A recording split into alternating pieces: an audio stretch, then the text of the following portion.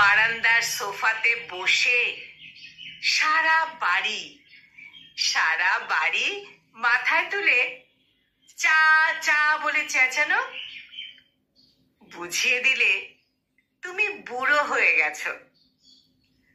বাড়ির সামনের লনে শিশুদের চিৎকারে বিরক্ত হয়ে লাঠি নিয়ে তেড়ে যাওয়ার মধ্যে মনে করিয়ে দিলে শৈশব হারিয়ে তুমি বুড়ো হয়ে গেছো।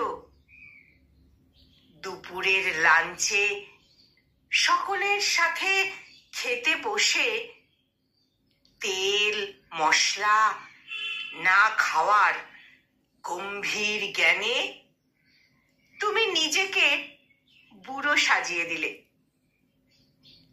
আদরের নাতি নাতনিদের সাথে বৈকালিক ভ্রমণে পার্কে গিয়ে তাদের ফুচকা খাওয়ার আবদারে ধমক দেওয়ার মধ্যে আবারও মনে করিয়ে দিলে কৈশোর তোমার অতীতে স্থান নিয়েছে।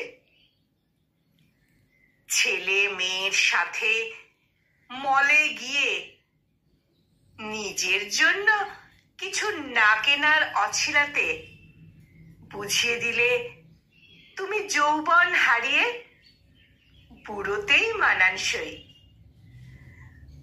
পুজোর অঞ্জলি না দিয়ে ঠাকুর দেখতে না গিয়ে একলা ঘরে নিজেকে আটকে রাখার মধ্যে বুঝিয়ে দিলে তুমি সত্যি সত্যি বুড়ো হয়ে গেছো।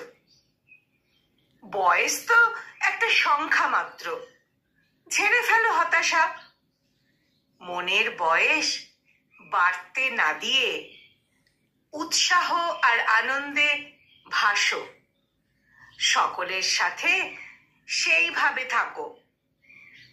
শৈশব কৈশোর যৌবন ফিরে আসুক। হাসি মুখে জীবন বাঁচুক। কলমে রাহুল সাহা আর কণ্ঠ প্রয়াসে আমি নিবেদিতা।